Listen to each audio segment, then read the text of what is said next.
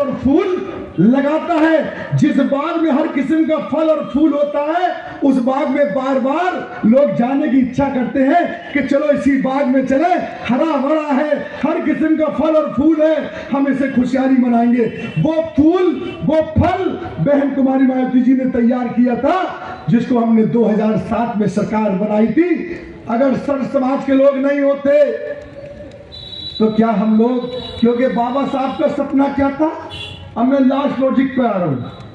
बाबा साहब क्या चाहते थे कि समता मूलक समाज की स्थापना हो, गैर बराबरी खत्म हो, आपस में सामाजिक भाईचारा हो, क्योंकि जातियां तो जानवर में होती हैं, जो इंसानों में जातियां बांट के जो लोगों ने, राजाओं ने राज किया है।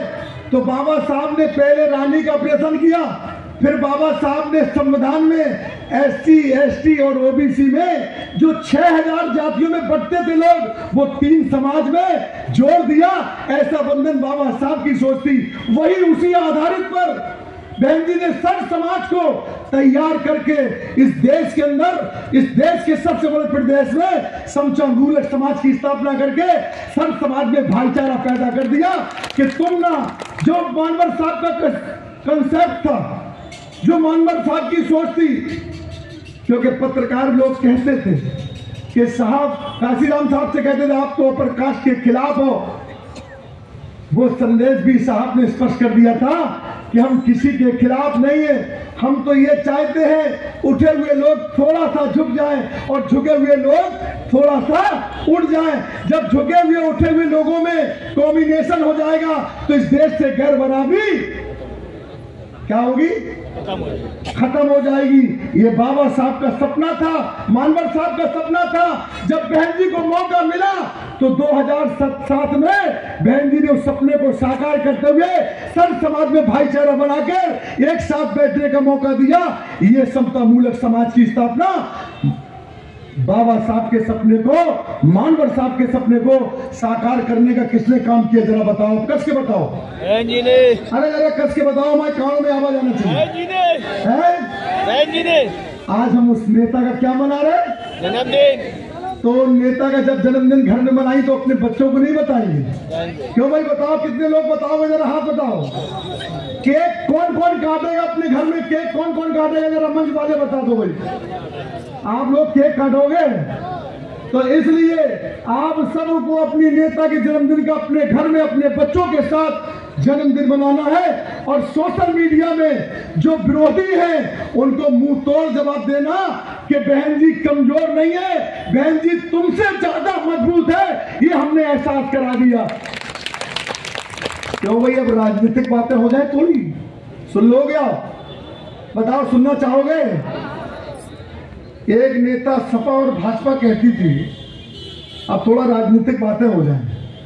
सपा और भाजपा क्या कहती थी कि BSP BJP की B टीम है, कहती नहीं कहती? क्यों मैं गलत कह रहा हूं, बताओ। क्या कहती थी कि BSP तो BJP की B टीम है, और समाजवादी पार्टी भी और कांग्रेस भी कहती थी, नहीं कहती? बताओ। मैं ये पूछना चाहता हूं, आप सब बुद्धिजीवी लोग बैठे, अभी सुप्रीम कोर्ट का जजमेंट आया था, देश के अंदर एक लीडर, मात्र एक लीडर, सुप्रीम कोर्ट ने वर्गीकरण को लेकर जो अपना बयान दिया था, बहन जी एक ऐसी कोई ने देश में कोई लीडर नहीं बोला, देश में कोई लीडर नहीं बोला। सुप्रीम, चाहे देश के कांग्रेस हो चाहे भारतीय जनता पार्टी हो, जो बड़ी बड़ी बातें करते कि दलितों के हम हमदर्द हैं, पिछड़ों के हम हमदर्द हैं, न पिछड़ों की शान में बोला न दलितों की शान में बोला। लेकिन आपकी नेता बहन कुमारी मायावती जी ने जब 2 दिन देखा, जब 2 दिन कोई नहीं बोला, तो बहन कुमारी मायावती जी ने स्पष्ट, एक देश के अंदर एक लीडर है जिनका नाम बहन कुमारी मायावती जी, उन्होंने स्पष्ट कर दिया कि जो सुप्रीम कोर्ट का निर्णय आया है कोई लीडर नहीं कह सकता। स्पष्ट कर दिया कि सुप्रीम कोर्ट के पास पहले तो ये पावर नहीं है। ये मैं निवेदन करती हूं कि वो पुनः विचार कर लें और दूसरी सत्ता में रहने वाली भारतीय जनता पार्टी उससे चैलेंज करके कहा कि अगर तुम दलितों के हमदर्द हो, पिछड़ों के हमदर्द हो, तो जाओ कैबिनेट की बैठक बुलाओ, तुम्हारे पास पावर है, तुम कैबिनेट की बैठक बुलाकर जो विधेयक आया है, विधेयक लाकर आप इस जो सुप्रीम कोर्ट का निर्णय को निरस्त कर सकते हो। लेकिन आज तक भारतीय जनता पार्टी मुंह नहीं खोला। उसके बाद जो कहते थे बीटी में, बहन कुमारी मायावती जब बाबा साहब के खिलाफ सदन में किसने बोला था, बता जरा किसने बोला था? कोई हिम्मत नहीं जुटा पा रहा था। लेकिन धन हो बहन कुमारी मायावती जी, उन्होंने कहा कि जाओ पूरे देश के अंदर, उत्तर प्रदेश ही नहीं पूरे देश में अंदर जो हमारे महापुरुषों का अपमान करेगा हम उसे देश सड़क से लेके सड़क पे भी जवाब दिया।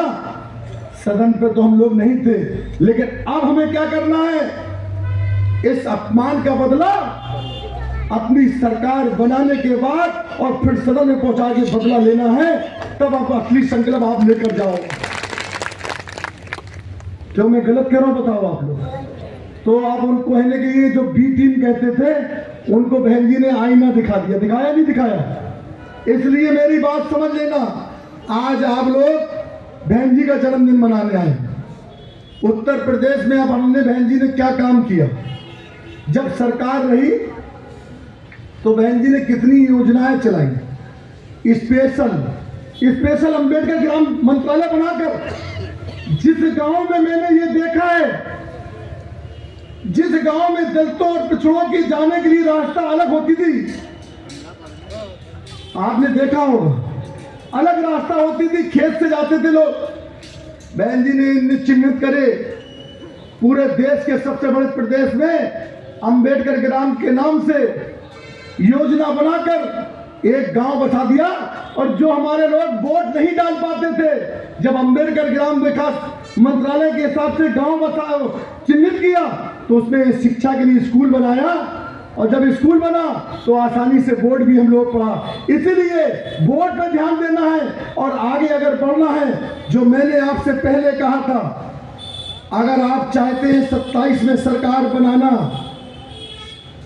तो असली तोहफा बहन जी को गली गली कूचे कूचे निकलकर सब समाज में भाईचारा पैदा कर जिस तरीके से 2007 में सरकार बनाई थी उस तरीके से 2027 में बहन कुमारी मायावती जी के नेतृत्व में सरकार बनाने का हम लोग याद से संकल्प लेकर जाएं और कह के जाएं, कमर कस के जाएं कि अब हम लोग 27 की सरकार बनाने के बाद ही चैन से बैठेंगे।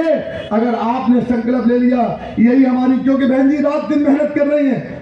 हम चाहते हैं जैसे हमारे बीच में ये हमारे गायकार बैठे हैं, इनकी बहुत बड़ी देन थी। जैसे हम बच्चों को, कोई भी बच्चा होता है, समझना मेरी बात गौर से, आज बच्चा अगर संगीत में चाहे इंग्लिश में गाना गाया जाए या अरबी में गाना गाया जाए या पंजाबी में गाना गाया जाए तो बच्चा आसानी से उस गाने को एडप्ट कर लेता है, पसंद कर लेता है, दिमाग में बैठा लेता। पहले हमारे लोग क्या करते थे, बाबा साहब के ऊपर, मानवर साहब के ऊपर और बहन जी ऊपर गाने बनाते थे और संगीत के माध्यम से सेक्टर विधानसभा में 4-4 जोन में 6-6 जोन में जाते थे और संगीत के माध्यम से अपने बच्चों को जगाते थे। जब रात में वो गाते थे तो सोने वाला बच्चा भी जाग जाता था और वो कहता था बाबा साहब ने इतना संघर्ष किया, बहन जी ने इतना संघर्ष किया, मानवर साहब ने इतना संघर्ष किया। क्योंकि संघर्ष ही सियासत है। अगर सियासत में मास्टर चाबी को हथियाना है तो संघर्ष करना जरूरी है, सोना नहीं है। इसलिए मैं ये संदेश बहन जी को है। आज कांग्रेस एक तरफ, अब मैं तीसरी बात कह के अपनी बात को खत्म कर दूंगा। आप ये बताओ, पूरी ताकत दलितों को वोट लेने में भाजपा ने लगा दी, लगाई 2014 में। हर हर मोदी, घर घर मोदी, अच्छे दिन, भ्रष्टाचार, महंगाई भगाई, तमाम किस्म के बातें करे कि 15 लाख भी दे देंगे, क्या किसी को मिले? लेकिन कोई भी वोट देने नहीं गया। उसके बाद 17 का चुनाव हुआ, सारे लालच चले गए, लेकिन हमारे वोट में वही 1% पसंद हुआ, क्योंकि हमारा वोट जो जागने वाला था वो समझता था कि हम चाहे हारे चाहे जीते, लेकिन हम अपनी पार्टी का जो राष्ट्रीय पहचान है, हाथी निशान है हमारा, उसको आंच नहीं आ जाए, इसलिए सारे लोगों ने एक तरफ होकर वोट दिया थे। लेकिन आज क्या हुआ, जब भाजपा नहीं तोड़ पाई तो कांग्रेस ने किसका सहारा लिया कि दलितों और पिछड़ों का हम वोट नहीं दे पाए। अब इनके ऊपर इनकी आस्था कहां है, बाबा साहब और संविधान पर। तब इन लोगों ने क्या कहा कि संविधान की रक्षा हम करेंगे, बाबा साहब के बनाने वाले। तब थोड़ा बहक गए, लेकिन बहकने के बाद जब सुप्रीम कोर्ट का निर्णय आया तो यही कांग्रेस के लोगों ने जो वोट लिया था, जो सपा के लोगों ने वोट लिया था, इतना ही नहीं, जिन लोगों ने वोट लिया था वो 2 अल्फाज नहीं बोल पाए। और सपा तो आप समझ सकते हो, सही बताओ, आरक्षण का बिल किसने फाड़ा था? है? जरा कस के बताओ, किसने फाड़ा था? क्या उस सपा को तुम माफ कर पाओगे? और बाबा साहब का अपमान किसने किया था? कांग्रेस और भाजपा ने। क्या इनको माफ कर पाओगे? इसलिए आप लोगों को जागना है और जगाना है। अगर 27 में सरकार लाना है, ये संकल्प लेकर आप जाओ। मैं इसी संदेश के साथ और आज मैं पुनः दिल की गहराई से आप सबको मुबारकबाद देते हैं। हमारे भंते जी बैठे हैं, आप लोग समाज का आईना है, आप लोग समाज के लिए अपने जीवन को समर्पित करते हैं। आज हम ये चाहते हैं जिस तरीके से करनी के आधार पर आप संदेश देते हैं, तो आज आप लोग हम लोगों को सुनने के लिए आए हैं। मैं आपका दिल की गहराई से शुक्रिया अदा करते हैं। और जो हमारी बहनें बैठी हैं, मैं उनका भी शुक्रिया अदा करता हूं, जो इस प्रोग्राम को बेहतर तरीके से सफल बनाने में सारे लोगों ने मदद करी है। मैं उनका भी शुक्रिया अदा करता हूं। मैं इसी के साथ अपनी बात को